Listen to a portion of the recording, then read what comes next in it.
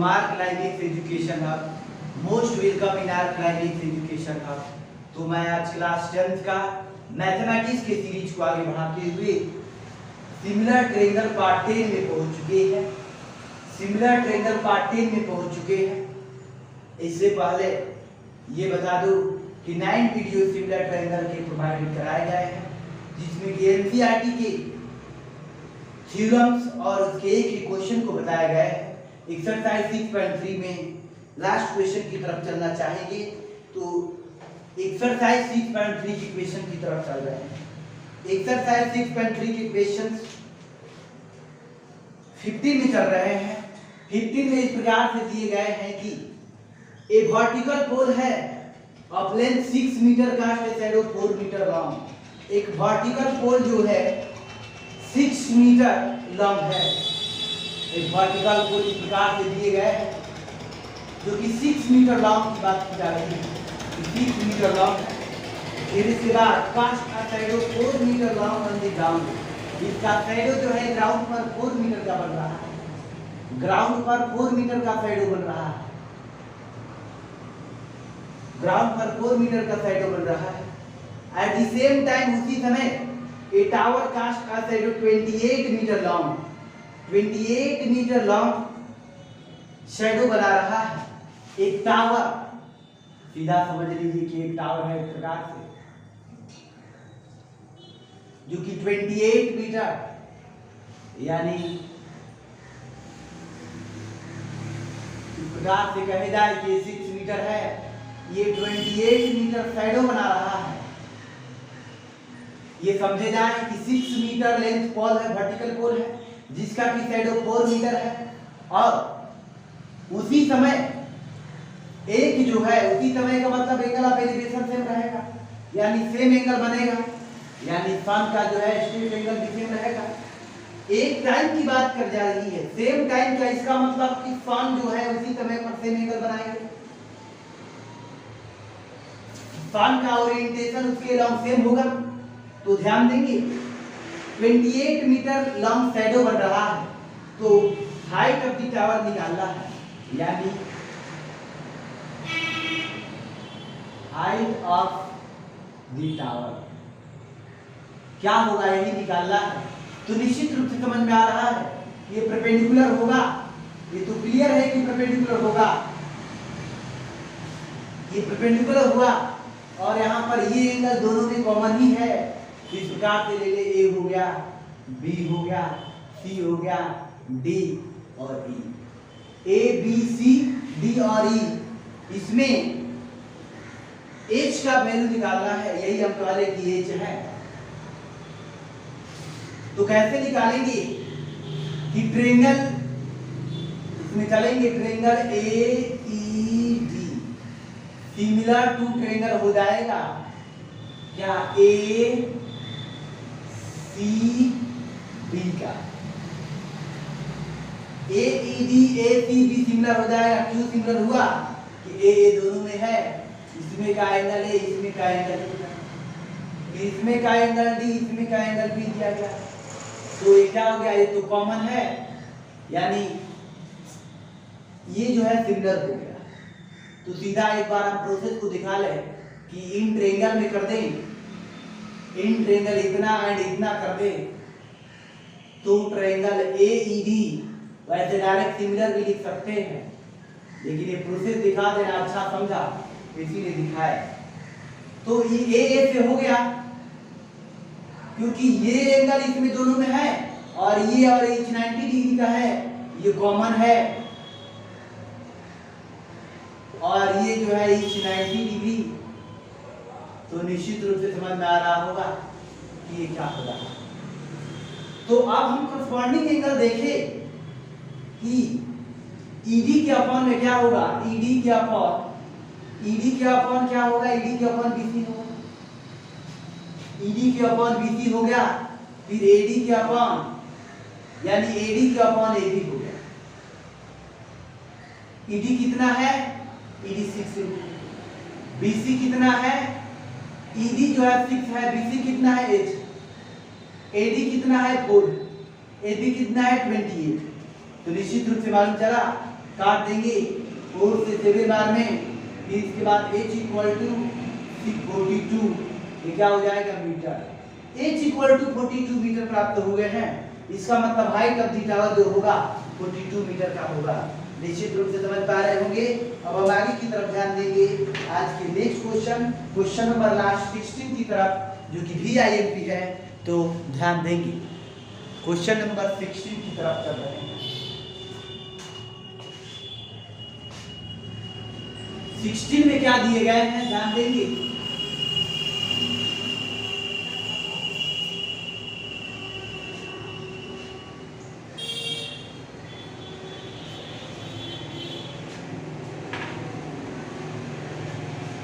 की तरफ चलना चाहेंगे। 16 में दिए गए AD and PM are median of triangle ABC and PQR, यानी दो ट्रायंगल ये, दो ट्रायंगल इस प्रकार से, एक ABC ले लिए गए हैं और एक जो है PQR लिए गए,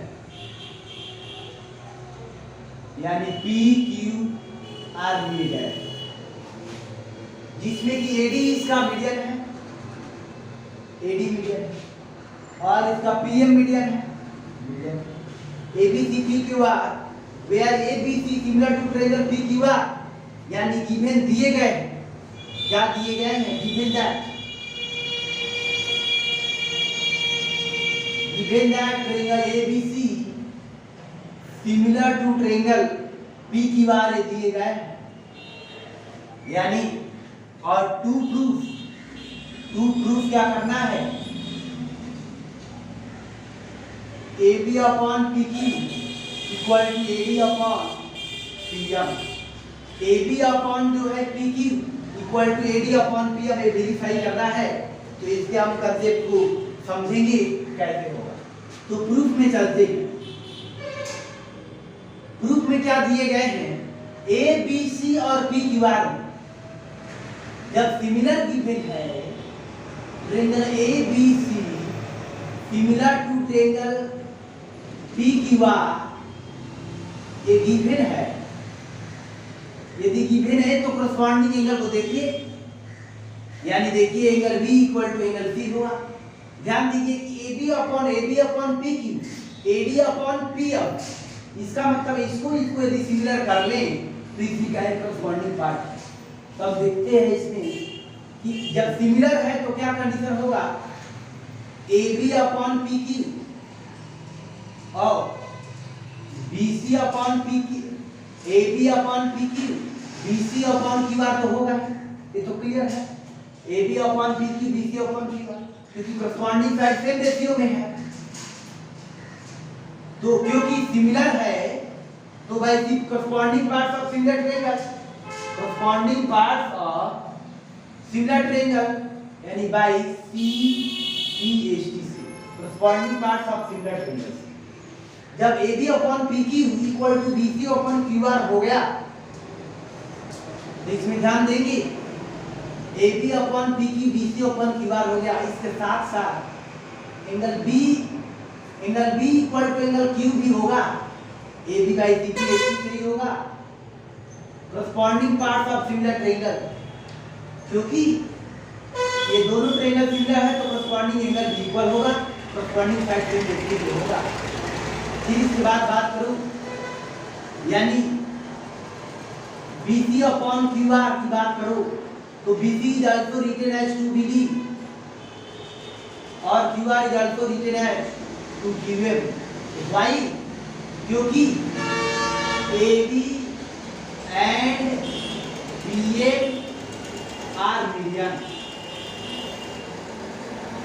AD एंड PM मीडियन, तो मीडियन से तो ऐसा निश्चित रूप से होगा, रेशियो इक्वल होगा, यानी ये कहें कि AB upon PQ equal to BD upon QM हो गया और angle B equal to angle Q भी हो गया।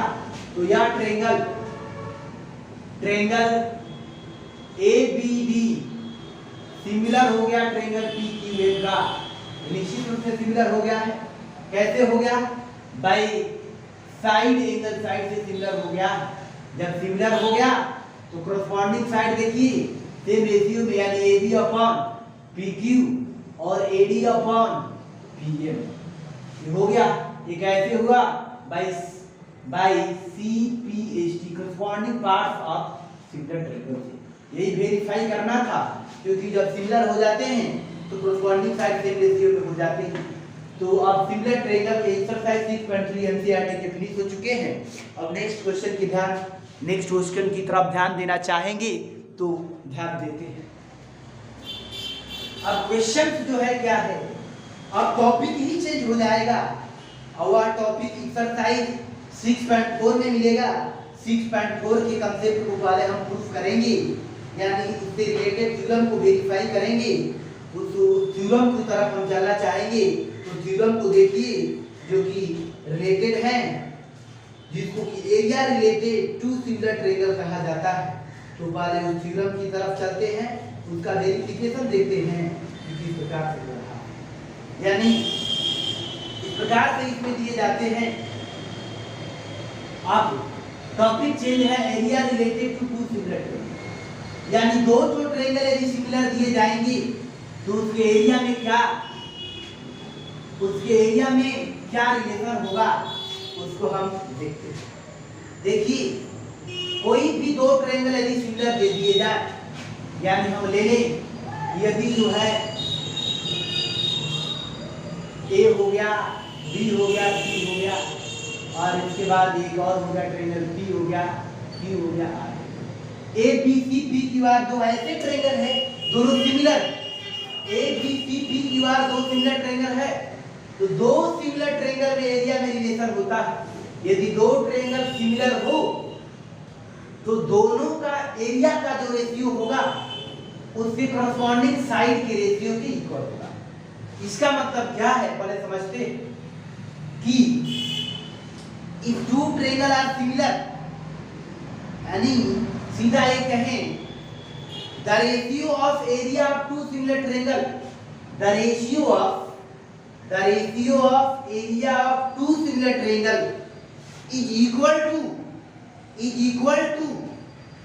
the ratio of a square of their corresponding sides. The ratio of their corresponding side, इसका मतलब क्या है?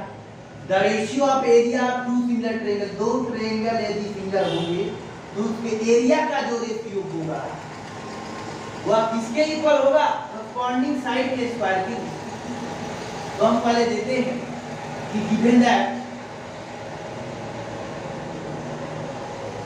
that two triangle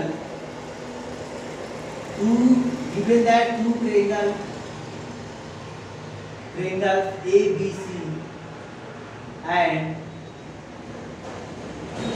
BQR are similar, then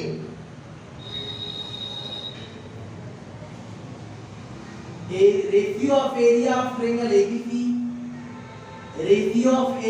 triangle ABC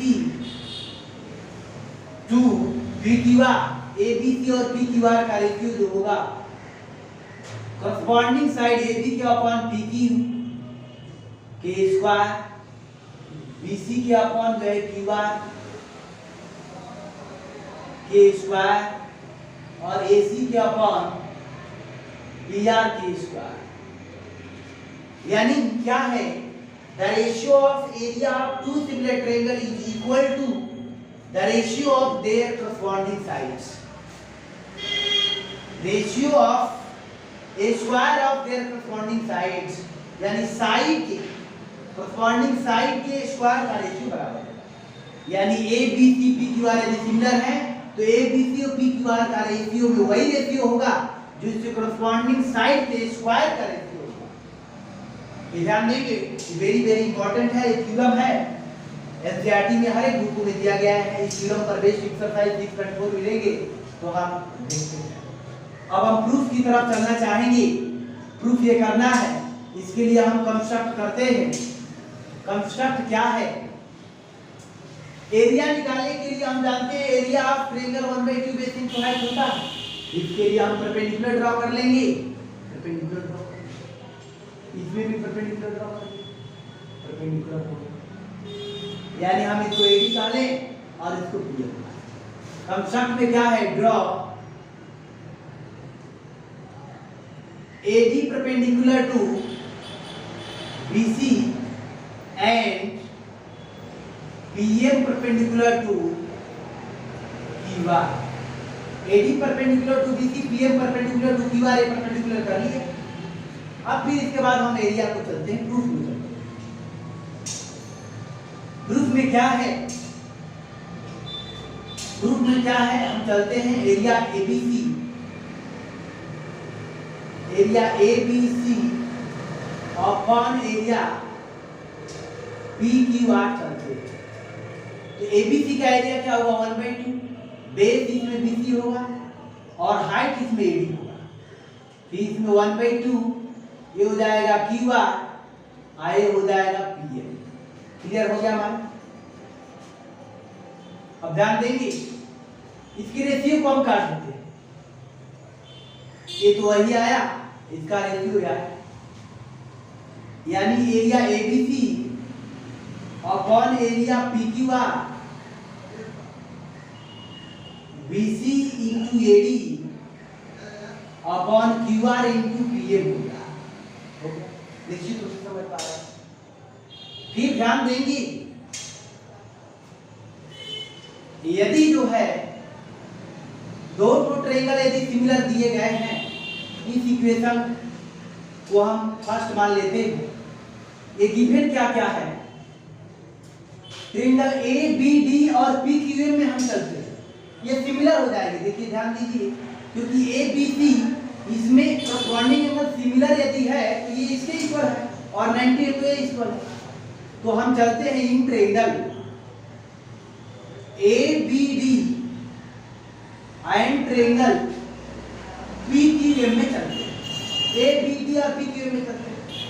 देखिए angle B equal to angle Q होगा, ऐसा क्यों होगा, angle P equal to Q इसलिए होगा क्योंकि CPCT of CPST of corresponding parts of similar triangle of triangle ABC and triangle PQR का इसका corresponding part है CPCT of CPST of ABC और PQR। इसका जो है दो ट्रायंगल सिमिलर हैं क्योंकि corresponding एंगल इक्वल होते हैं। फिर इसके बाद और एंगल इसमें का D, इसमें का D और इसमें का एंगल M ईच 90 होगा, तो दोनों ट्रायंगल क्या हो जाएगा, triangle ABD similar to triangle क्या हो जाएगा, PQM हो जाएगा। कैसे, बाई एंगल साइड से, क्योंकि एंगल से होगा, क्योंकि एंगल से होगा, ओनली एंगल ऐसा इसलिए क्योंकि दोनों में करस्पॉन्डिंग एंगल इक्वल। ईच 90 आया और ईच 90 के साथ साथ जो है दो एंगल सिमिलर से इक्वल भी है, तो ट्रायंगल सिमिलर हो गया। जब सिमिलर हो गया तो जो है इसमें देखिए AB upon BQ equal to AD upon PM होगा। कैसे, बाई CPA। क्योंकि यदि ऐसा हुआ सिमिलर हुआ तो उसका करस्पॉन्डिंग पार्ट निश्चित रूप से होगा। फिर ध्यान देंगे AB upon PQ BC upon QR equal to क्या, AC अपॉन PRA होगा। AB upon PQ BC upon QR equal to AC upon PR होगा। ये कैसे, क्योंकि by CPST of triangle ABC and triangle PQR इसका करस्पॉन्डिंग पार्ट है। अब इसमें देख रहे हैं AB इक्वल टू BC, ये भी है, AD इक्वल टू, ये सब यानी सब इसके इक्वल आ गया। इसका मतलब ये क्लियर कर लूं, यानी BC यानी AD अपॉन PM के इक्वल जो है BC अपॉन QR भी है। निश्चित रूप से समझ रहा है। तो इसलिए हो गया। अब हम क्या कर ले, putting the value of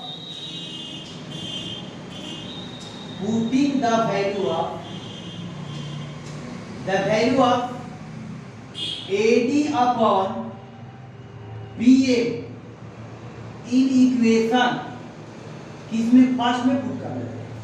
first में पुट कर ले हैं तो क्या आएगा, एरिया ABC अपॉन एरिया आएगा PQR आएगा, फिर इक्वल टू आएगा BC, ये तो है ही, ये QR है ही, AD अपॉन PM के स्थान पर BC अपॉन QR आ गया, तो निश्चित रूप से क्या हो गया, BC अपॉन QR का स्क्वायर हो गया। अब BC अपॉन QR सब इक्वल ही है, तो AB अपॉन QR भी, AB अपॉन PQ भी और AC अपॉन PR भी, BC upon QR, AB upon PQ, AC upon PR, ये सबका स्क्वायर जो है इसके इक्वल हो गया। किसके? इसके equal. Area ABC upon area of triangle PQR।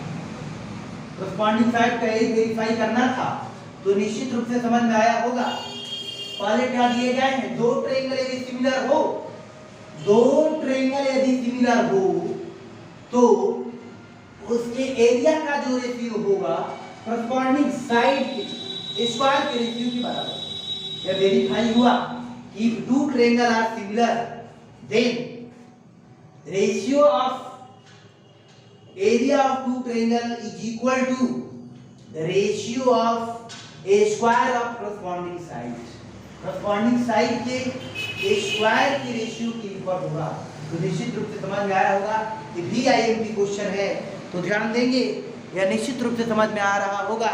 तो फिर इसके बाद जो है नेक्स्ट, अब इसमें एक्सरसाइज 6.4 में आएगा क्वेश्चन, नेक्स्ट क्वेश्चन, यानी कल से एक्सरसाइज 6.4 चलेंगे तो उसके सॉल्यूशन की तरफ हम चलेंगे।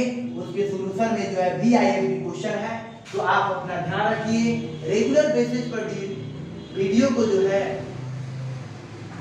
स्टडी मोड में देखें तो बेनिफिट होगा, और जो है इससे बेनिफिट फायदा लेकर खुद से क्वेश्चन को NCERT को बनाएं तो 100% बेनिफिट होगा।